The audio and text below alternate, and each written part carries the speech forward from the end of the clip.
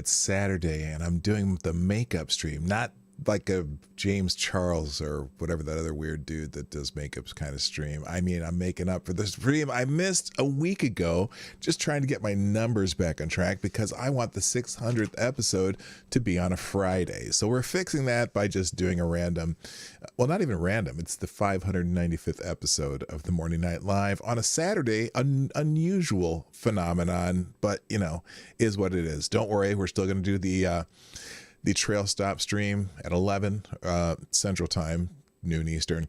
And so it's going to be a day of streaming for the dog. But I figured we'd come on, see what's happening in the news, what's on Twitter, and then we'll get out of here. And then we'll be back for the stream at noon Eastern Time. So anyway, that's why I'm here. That's why you're here. I hope you enjoy it. Play the intro, Johnny. Ladies and gentlemen, coming to you live from the Lucky Dog studio in a hidden location somewhere in the upper Midwest of the United States of America, it's a brother making his own way, but with all the wrong opinions. Welcome to the Morning Night Live with your host, yours truly, PDawg Knight.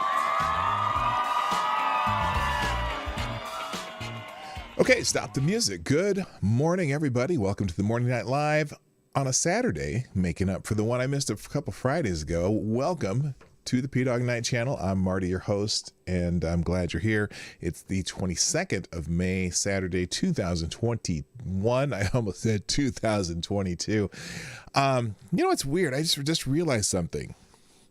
Next year, my Lady Boomer and my 29th wedding anniversary is going to occur on 2/22/22, and my wife, for whatever reason, loves even numbers. So she's really gonna like that.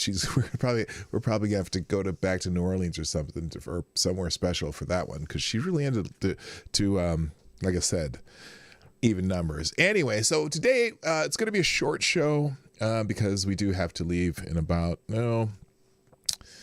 35, 40 minutes, maybe 45 minutes to make sure we get to the trail stop by 10:30 so I can set up my stream there and have a couple of Bloody Marys before we start. So anyway, we're going to, cutting grass. Oh, cool. Thank you. Listen, while cutting grass, that's awesome. Well, let's say good morning since I'm already talking to you. Let's see. Let's go in here and we'll do the chat thing.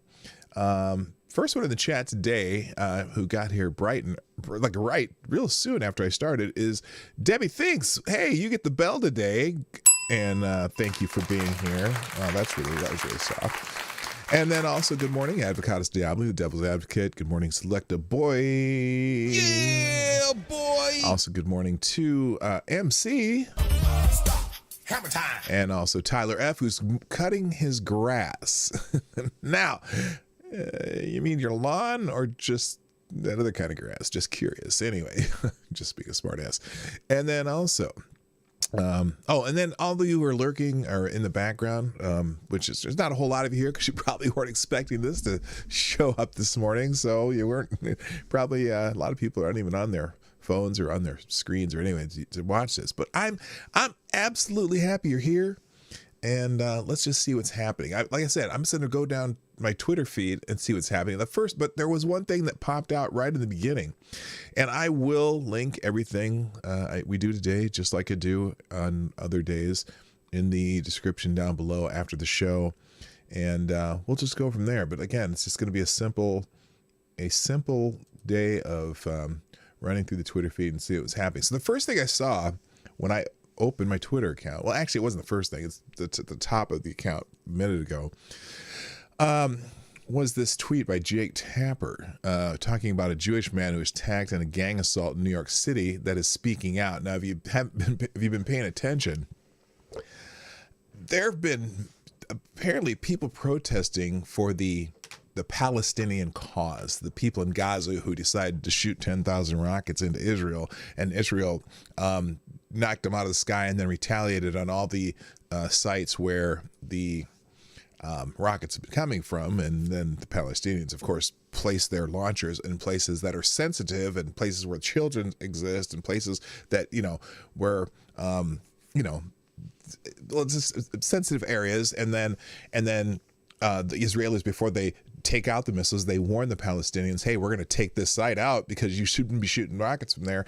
And then the Palestinians say, well, we don't care. We're going to keep people there, and hopefully we'll have plenty of martyrs to parade across the news wires, and a lot of photojournalists, and so that'll look really bad for you, Israel, taking because you're the guys who are the aggressors, even though you shot 10,000 rockets into our civilian areas. Well, what's happening in New York City and in Los Angeles, especially, at least that's where most of the reports are coming from, because, of course, that's the only two places that exist to the news media. There have been a bunch of Jewish people just out of the blue getting attacked by the people who are supporting the Palestinian cause. So they're getting beat up in the street, they're getting their asses kicked, and it really is not. Well, it's not pleasant. Let's put it that way. So anyway, the first thing I saw was Jake Tapper's tweet here. 29-year-old Jewish man who was attacked in a gang assault in New York City told CNN's Don Lemon he just wanted to survive the attack. Yeah, I'm sure he did. So anyway, we're going to check out this. This is it's about 3 minutes long, and I might stop because I haven't watched this yet.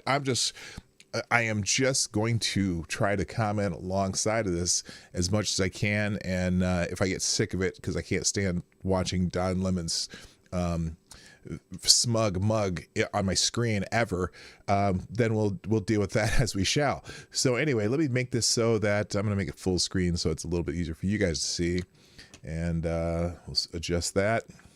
And here we go, Don Lemon talking to a Jewish man. And remember, because the other thing too, anti-Semitic attacks are very common in the United States. It's funny. They're the one.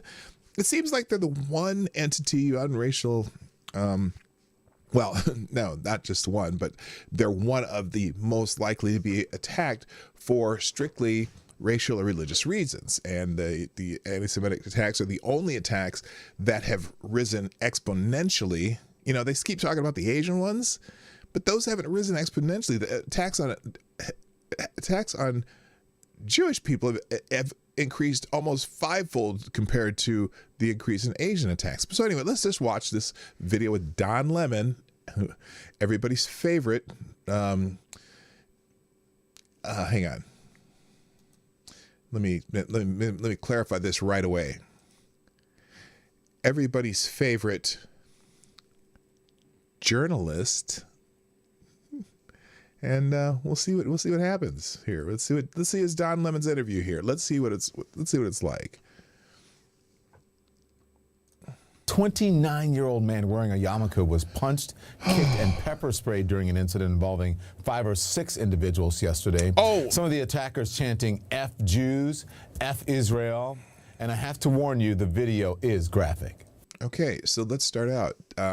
Don seems a little unnerved by this. That's good. He should.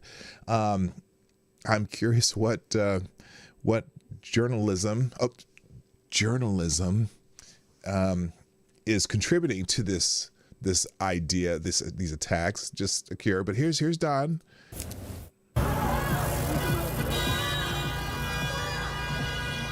Just randomly attacking people in the streets, Oh, look at, hey, did you see that? Wait a minute, wait. I want to go back for a second. Wait, let me stop this for a second. Hold up. This was interesting. Did you see? I want to go back and look at this vest that someone's wearing. Okay, come on, let's go back here. I'm going to go back. Look at this. Look at this person right here. What does that seem to be a depiction of to you? Good morning, Johnny Hellcat. Good morning, Jaded Emerald. What does this seem to be a picture of you? This on their back. What does that look like? Isn't that weird? Isn't that a weird outfit? Watch. Watch right in this part of right here. You can see my cursor there. Watch right here at this person attacking this man on the ground. And what does it look like they're wearing on their back? A depiction of something. Check it out. Right there. What does that look like? Doesn't it look like it's a backpack in the shape of dynamite? Isn't that special? Anyway, let's keep going. So they're just beating this guy's ass in the street. And then these people are running and just trying to hit him. No idea. All right, so this is, and there's outrageous and disgusting. Tonight, police telling CNN that a 23-year-old man is under arrest and facing multiple charges, including... Oh, just one 23-year-old man? What about all the rest of the people kicking him in his head and shit? Interesting. Hate crime assault. Join me now, the man who was Oh, attacked... a hate crime. They're actually calling it a hate crime. That's refreshing that they're actually acknowledging that this is a hate crime. Good for Don Lemon. Good job, Don. In that assault. His name is Joseph Borgen, who we're so glad is out of the hospital tonight. Joseph, thank you. I'm so sorry for what happened to you. How are you doing tonight? Okay, wait a minute. Okay, I want to see. I haven't watched this, and neither of you, obviously, or you may not have watched. Maybe you've seen this already. I want to find out if during this interview, somehow Don Lemon references any Republicans or mentions anything doing with Donald Trump. Let's see if he can get through an interview without mentioning either of those two things, because they have nothing to do with this particular incident whatsoever. This happens to be one of the one ultimately ultra protected class beating up on someone who's part of a somewhat protected class, but of course it's a white male, so not really. Let's see if Don. If he does this interview, I swear to God, I'll do the party horn if he does it. We'll play the party horn if he does it. Okay, let's keep going. First of all, thanks for having me on the show. After watching that video, honestly, I've seen it, only once or twice. It's very hard for me to watch. I bet. Honestly, I'm more thankful that, I'm sitting here talking to you guys and I'm here with my family, able to celebrate the Sabbath after seeing what happened. Because honestly, it could have been much worse. And now it's interesting. So he's clearly not Orthodox Jew, because if he's celebrating the Sabbath, he wouldn't be using this equipment right now to do this interview. But he's celebrating the Sabbath as a less than from Jew, if you understand that terminology. But anyway, that's okay. I don't care how people I don't give a fuck how people celebrate their religion or practice their religion. It doesn't matter. He's celebrating the Sabbath anyway. That could have been seriously hurt or even killed, God forbid. It's infuriating. I can't even, it's infuriating just for the average person to watch. I can't imagine being the person that they were stomping on and beating. The video is shocking. What was happening before you were attacked? What happened? So it's ironic because I had gone to, there was a rally, called for at 47th and 7th, as there was last week. And I went to this rally last week. I was there. I wore my kippah, my yarmulke, my head covering. I was there for upwards of 2-3 hours without, any major issues. Here and there'd be an incident, but, for the most part, it's pretty peaceful. But interesting. He was at the rally. Now, the rallies right now are mostly people supporting the people in Gaza. They're not rallies supporting Israel. Okay, so he's at a rally where seems to be that he was there maybe supporting the people. I don't know what he was there for, if he was just watching or just whatever, but you would assume that he was there and didn't have any problems because he was supporting the people that were there at the rally. I'm inferring that just from what he's saying here, because it doesn't make sense that if he was there to protest against the rally, he probably would have had problems before this moment. Let's see what he says. Last night there was another rally called for, and I got off the subway at 57th and 7th. Same routine, walking to, the rally. Honestly, texting my friends, I'll be there in a few minutes, see you soon. And then, next thing you know, at the corner of my eye, I see someone chasing me from behind. Before I could even react, I was just surrounded by a crowd of people who, as you saw in the video, proceeded to, beat me down. And then after the fact, pepper spray and maced me, once I was already out of it. And the thing that was horrible, horrific enough. But then when you look at that SUV could have backed over you. I'm looking at that SUV trying to back up, and you were laying there on the ground. Frankly, that driver, I look in hindsight, I was, as soon as they were on top of me, attacking me, I was literally fell to the ground, just protecting my head, protecting my face, doing what I could to ensure that, honestly, my main thought was just survive at that point, make it out alive. And, we'll see what happens next. And thankfully, the NYPD showed up within a few. Yeah, Justin, this was just a day or two ago. I believe it happened yesterday. And I'm shocked that Don's having him on. I'm almost shocked because now also I'm curious too. At any point, have you noticed? We're almost done with this interview. Has Don Lemon asked him who the attackers might have been? Has he made any reference to who the attackers were? You've noticed he hasn't? He's not going to touch on that subject. Let's see if we're almost done here. I'm going to back it up and go back to the beginning and see because I don't think he did. Do you notice that he didn't ask? No, we're going to take another look at the attack. Don Lemon is so incurious about who did it, other than that it was an attack and that he's Jewish. Notice that? I wonder if they were wearing MAGA hats and were like physical trainers that teach you how to lift weights and stuff. But anyway, because notice how Don's lack of lack of curiosity about who the attackers were. He hasn't asked. He hasn't said a word about it. Just that there's a shocking attack. Few minutes pretty quickly, dispersed the crowd, apprehended one of the suspects. And I'll be honest, at the hospital, I met with some of the highest levels of the hate crime unit, and they seem pretty intent on, doing more research and more diligence and figuring out, everyone that was involved. So I'm very thankful for that. So this is the end of the clip that CNN puts on TV about this. Hang on, let me stop this. Stop that. Hang on. But how do you find joy? There we go. So anyway, isn't it interesting? Don Lemon has such a lack of curiosity about the attackers. Just the fact that this Jewish man was attacked. I swear to God. Yeah, right. Advocates, they didn't even ask if they were saying anything, didn't ask.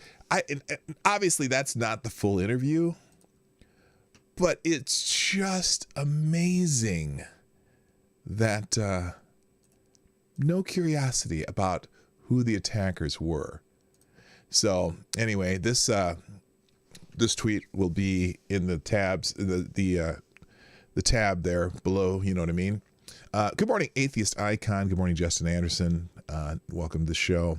This is just a kind of a makeup stream from a couple Fridays ago when I was in court. By the way, if you follow me on Twitter and have any acumen with numbers, accounting, maybe legal, lawyers, or just like to deal with numbers, I put a what do I call it? I put a math problem on my Twitter feed, and actually, I'm going to ask you the question here, and if you can find it on my Twitter feed. Here, I'll put it on the screen here, and just if you have an inkling for numbers, I'd like you to answer this question on Twitter. It says, "Attention, accountants, lawyers, and people good with numbers." I'm curious as to how many answers I get to this question. I put as, please give me a brief answer and retweet and or share with any other numbers people you know. I'm trying to make a point to a stupid person, but that stupid person might be me. I don't know. Here's the problem, and you don't have to answer it today in the chat, but here's the question. Two investors jointly acquire an asset at no cost to either of them. The investors share $3,500 in negative equity in the asset beginning at the point of acquisition because the liabilities on the asset are greater than its market value. Over the course of 68 months, investor A invests or spends $50,000 and 1,000 hours of labor, and we're just calling it sweat equity at $20 an hour. It's not actual cost in the asset. Investor B invests or spends $30 and 3 hours of labor or sweat equity at $20 an hour in the asset. At the end of 68 months, the investors sell the asset, and after the remaining liabilities are paid off, cash out the $43,000 in new net equity. Further, the asset generated $27,000 in revenue over the duration of the ownership. Based only on each investor's level investment in the asset, calculate each investor's share of the combined net equity and revenue from the asset. So that's the math problem of the day. And if you can find that over on Twitter, like where I put it and under my name. If you follow me on Twitter, if you don't, it's all good. Maybe you can run this back and put an answer in the description down below. All right. So now let's just roam through Twitter a little bit, because I really don't have anything that I had planned other than seeing what's on Twitter and we'll react to what I scroll down. So let's see. Ann Coulter here has tweeted out, the Washington Post, the forever war isn't really over. It's entering a new phase. Yes, having passed through the 19 years of war without a purpose phase, we're now entering the bring them all here to wreck our country phase. Okay, so this is, perspective. The Washington Post has an editorial that says, it's wrong to pull troops out of Afghanistan. The forever war isn't really over. It's entering a new phase. You know what? We're not going to read that, but I am going to put an archive version of this up here because the Washington Post is, oops, hang on a second here. What did I do there? Let's escape that. Copy, archive. We'll just get, because I'm not going to subscribe to the Washington Post, but we'll just put that. Let's see. Somebody archived this yet? Yes. Oh, this was archived 4 weeks ago. Oh, this is an old article. Well, anyway, Megan Sullivan and Richard House. Interesting that she's tweeting that article. All right, let's keep going here. Let's see. Anything else interesting here? Oh, a statement of fair concern from Ruth Marcus, but her column should be read in tandem with Chief Justice's concurrence in Citizen United, which is the concise statement of when precedent cannot bind. Oh, so she has an opinion here. This is another Washington Post article, so you know it's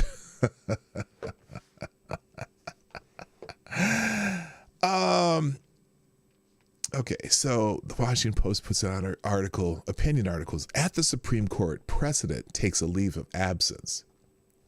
They're worried about this abortion case from Mississippi that's made it to the Supreme Court and whether or not they're going to knock out parts of the Roe decision in Mississippi. Because remember, the thing about the Roe decision, and I am not opposed to abortion 100%. I mean, I think there should be some legal limits, and especially when it comes to viability. But that's my personal opinion. That's not really a part of this. The part that I have to talk about is that Roe is a very poorly decided decision based on the Constitution. And again, I'm not anti-abortion completely. But they're really worried about this. And so they're talking about precedent because that decision's coming up. And they're complaining, oh, well, this new conservative majority looks to be marching under a bolder banner. We've got the votes and we're not afraid to use them. Wow, that's amazing, because I'd never heard the Washington Post complain about concerns of precedent when it came to before there was a conservative appointed majority. Right? So when the Supreme Court was 6-3 liberals to conservatives, I've never heard them complain about how we have the votes and we're not afraid to use them. That's never been a complaint. That's always been, oh, the Supreme Court is pristine and perfect and yada, yada, yada. So I'm not going to even do that one. Let's see. I held a racist bake sale once to teach the left on affirmative action and free speech. Okay. Interesting. This is one. Let's do this. I'm just going to put a link to this one because we're not going to do an 8-minute John Stossel video, but what I am going to do is I'm going to put a link to it in, there'll be a link in the links. Cupcakes for sale this week. Well, let's do an example. Let's just watch a little bit of it. I probably get in trouble for doing John Stossel stuff, but let's check it out for a second. In a Manhattan mall, I held a bake sale, a racist bake sale. We have different prices here. Oh. If you're Asian, $1.50. If you're white, $1. If you're Latino or black, 50 cents. That's not right. You got to be on your goddamn mind. Calm down. Is the cupcake poison? I didn't come up with this idea. I copied what some students had done. They call it an affirmative action bake sale. Why does that have to be shut down? Here at Bucknell University, the administrators shut the bake sale down. The Students' Conservative Club said they just wanted to start a conversation about affirmative action, which does make it harder for Asians to get admitted. Okay, so that's why I did it. For blacks and Okay, Latinos. you already see what the reactions are. I'll leave this video up. It'll be in the links after the show, but I think that's pretty funny. People only care about precedent when they are in the minority. Advocatus Diabli, you are so right. Isn't that funny? That's exactly what I was thinking.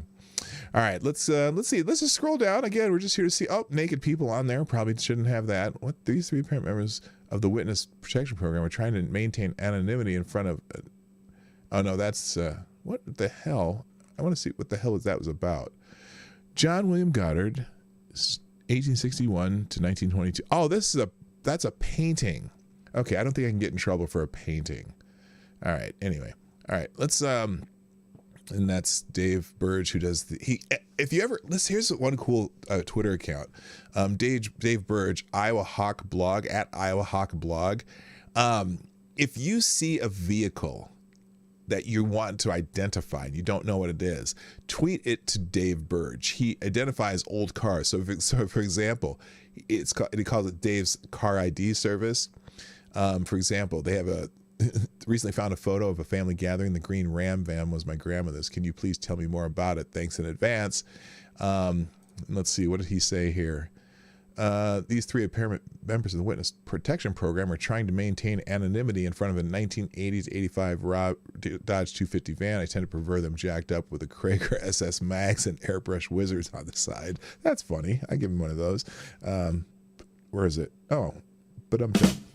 Hello, Hig. Hello, Check Your Logic. Hello, BoschTube and Dr. Keeve. Nice to see y'all in the chat. So this is just a short version of the normal Morning Night Live that I'm making up for another day. Good morning, King on Common Law. And we're just going down Twitter and seeing what's in the news. You'll have to watch the beginning to see what's happening. So anyway, let's see if there's anything else. Oh, LeBron James sends another embarrassing, pathetic tweet. Let's check this one out from the Daily Caller because we all loved LeBron James news. So LeBron James brags on Twitter about how amazing he is as a scorer and a teammate. Oh, why do you need to brag on yourself? LeBron James wants people to remember that he's a great team player and an awesome scorer. Following Steph Curry winning the 2020-2021 scoring title, the 4-time NBA champion and Los Angeles Lakers star posted a photo on Twitter reminding people he's the only player in league history to average at least 25 points a game for 17 seasons. You know, LeBron, let me just remind you of something. You're one of the rare people who've played 17 seasons because you came out of high school playing basketball, and most people don't start till 3 or 4 years out of high school, and then most people don't stay in the league that long. But anyway, he says, since I was 19 years old, I'm a pass first guy, always been. Oh, I beg to differ. I've watched your career, son. That's why I've never mentioned with the greats of scoring. Huh? That's perfect because I'd rather keep it that way, LeBron wrote his millions. Well, if you're a pass first guy, wait a minute. How come your team doesn't win more championships? Or, well, I mean, granted, you've won several championships, but it certainly hasn't helped your team much, has it? Seems like the score first guys, Jordan. Actually, one pass first guy did have a high impact on the league, and that'd be Magic Johnson. But Bird, he's a pass and score and rebound guy just like you. Bird, in fact, Bird has almost identical numbers to you, LeBron. He just didn't play as long if you talk about averages. But anyway, since I was 19 years old, I was a pass first guy. I always have been. Perfect, whatever. So he puts up the graphic, just trying to improve his greatness. You don't have to prove your greatness, LeBron. You're definitely one of the top 5 players of all time. Why do you have to brag on yourself? Please. Why? Anyway, so here's from For a guy who doesn't want to be remembered among the best scorers in the league in history, tweeting out your stats to 49.7 million followers seems like a strange way to do it. The photo by itself isn't actually the weird part. It's the fact that he felt the need to talk about how he's such a team first kind of guy with his passing, but still a dominant scorer. Comes off as insanely insecure. Well, I'm going to agree with that. I'm going to agree. All right, fine. It was the public square for the gone silly making it from their keyboard warrior stance. Yeah, I know. Anyway, all right. We'll do one or two more articles. Then I got to go because we have to set up the. I've already set up the trail stop stream for later, but that one's going to be more random and just fun shit that Lady Boomer and I do. Wait, let me get back here real quick. By the way, if you're here, those of you who are here, I see you. Hit the like button if you like this kind of stuff. If you don't, I'm just sorry, because it is what it is, and I love you anyway. But anyway, and also for those of you lurking, I'm glad you're here too. I know Tyler's mowing his lawn right now. Hello, Alone. What's up? Still going to the bar? Yes, I am. We do that every Saturday morning, but we don't stream every week. But we do go there for breakfast every Saturday. So, kind of me and Lady Boomer's thing. You know what I mean? Anyway, so let's do this real quick. Anything else interesting on Twitter that I can do as a last minute story? Let's see. Oh, interesting article on Medium. I'll put this in the tabs. I haven't read it yet, but I'm just curious. So I'm gonna go ahead and put it in my tabs anyway. Someone named Nora, black, female, and child free. My list of identities will never contain the word mother. Oh no. Okay, I'm just. Oh no, this is terrible. This is one for. This is one of those articles that I would probably do on, what's the guy's name? I go on a stream every once in a while too, and I'm blanking out. Frosted Glasses stream. This is an article of Frosted Glasses stream. Black. Let's just go through this. I have an idea where this article's going, so let's just check it out. Hello, Moonbase Radio. Nice to see you. And Renee Mayette, what's up? And Eagle, what's up? Nice to see you here. NBA, all they do is flop and double dribble. Well, they don't really double dribble that much, but they do travel a little more than other leagues. Anyway, so this woman, her list of identities. Let's talk about her identities. Well, but she says it will never contain the word mother. You know, I used to say I was never going to get married too, but now I'm married and have two kids who are already out of college. Black, she, her. Cis, hetero, college-educated, cancer survivor, blissfully married, 30. That list of identities will never contain the word mother. It's kind of sad. Oh, did I get my Gmail? I said, I hope you find some good stuff. Give me a mail back. I will do that. I'll check it out, Data Wasteland. Also, good morning. How you doing? And also, Jonas Pedersen, what's happening too? That list of identities will never contain the word mother. Well, I'm kind of sad for her, but that's her choice. She doesn't have to be a mother. I don't care. It's the pandemic. You're tempted to rationalize. It's climate change. You muse. It makes sense now. It's all that racialized trauma. You'd be right, but this decision transcends the external and lies deep within. From the word black, you'll bring expectations to this piece by association. I expected that. Black, woman, American. If you can, strip your eyes of the film of caste and of indoctrination or association. Shed that burden. This isn't a commentary on the political. This is personal, and it is my story. Okay. But you're sharing your story with the world, so I guess it's everybody's story now. It's one I've been creating for all of my existence. Oh, since you were a child. Interesting. I'm not surprised by my life. That I would be 30, college educated, married, and happy is not an outcome I ever thought I would compromise on. Huh? The threads of this tapestry were handed to me gently on random weekend evenings after homework, at the finish line of relays run, at the national championships, in the pew of the churches with brown Jesus adorning the stained glass windows in northern New Jersey. This weaving of my future was an unapologetic endeavor, a process shared by the strong hands adeptly wove their own without blueprint. It didn't feel like destiny then. Those whispered reminders, dinnertime encouragements, and sweet affirmations given freely to a generation daughter of Caribbean immigrants. No more, no less. Well, she's a very good writer. That is quite the tapestry she's created with her words. I'm being dead serious. That is really good writing. I'm still going to try to figure out the rest of it. It could have been biracial couples on our block, the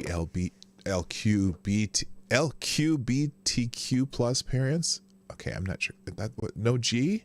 Did she just erase gay men? Anyway, and parents and caretakers, the breadwinning wives, the stay-at-home dads that lived on my street in South Orange. But the idea that I could enjoy a kind, beautiful life was never inaccessible. The dream was as tangible as my public school, as my private single-sex college preparatory high school, then PWI college. It simply was. The woman who writes to you was deeply loved by two Guyanese parents, now married 32 years, well-versed in eating bagels and New York slices shoulder to shoulder with myriad strangers on the New York subway. I never questioned my place in the world, nor did I question the experiences of those around me. I assumed we were all weaving our tapestries and that the presence of my loom wouldn't disturb the unique creators around me. I really like how she writes. I'm just saying. I grew up, moved in Durham, North Carolina, and made a happy home with a white Midwestern man I met on Plenty of Fish. Nearly 6 years into marriage, and his threads have woven beautifully into mine, the colors and the pattern entirely complementary. For some reason, though, society has begun to apply pressure, not at all without hostility, in asking whether we plan to learn an entirely different pattern of stitching to accommodate something new. No one asks at all if we are content. No one seems to care if children are a part of the art we intended to create. Our tapestry, as beautiful as is, the admiration of the piece we're creating together is lovely too, but just because we can weave doesn't mean we must, and doesn't mean we must with other collaborators in mind. Our hands and hearts are doing just fine, thank you. You know what? I think it's just a point. Okay, I'm just going to get to the point. She doesn't want to have kids, and that's okay.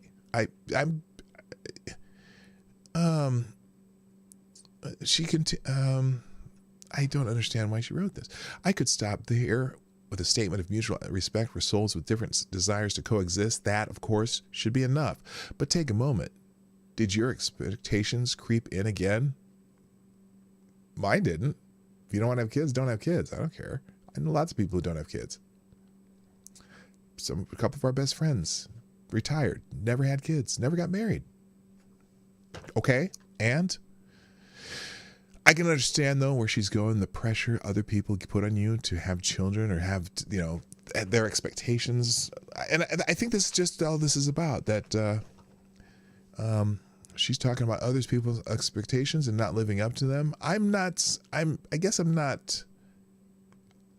This is actually pretty good and interesting. Oh, no, wait a minute. Hold on. I scrolled down and read something here. You can read the rest of this yourself, but something that raises the red flag. Okay, I haven't thought much about a formative experience I had when I was 15 and an occasional babysitter for a baby girl of color in an affluent northern New Jersey neighborhood. While walking her in her stroller, I vividly remembered the looks I received from passersby, mothers admonishing their daughters behind windshields while looking angrily at me, looks of disgust and shame, and hooded stares that said, "I told you so." I don't think black women ever outgrow those looks of disgust. No matter our money or our status, we will strive to avoid that gaze, the one that suggests we have not risen to the occasion, that we have failed, that we have confirmed the lowest expectations, that something is not right with us. We are not right. I guess at some level, especially as children of immigrants, I've spent decades in fear of being wrong. Children are yet another way that black women toil and work tirelessly, thanklessly, and society judges their life work harshly. Our black boys and brothers are still murdered as if we didn't do all we could to keep them alive.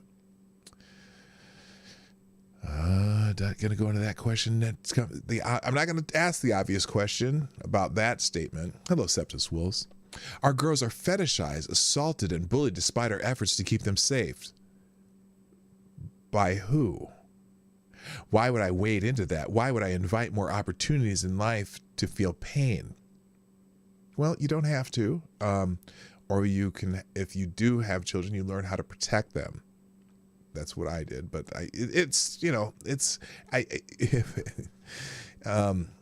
anyway, somehow I emerged mostly unscathed. There's no guarantee of a future for my child like the present I enjoy.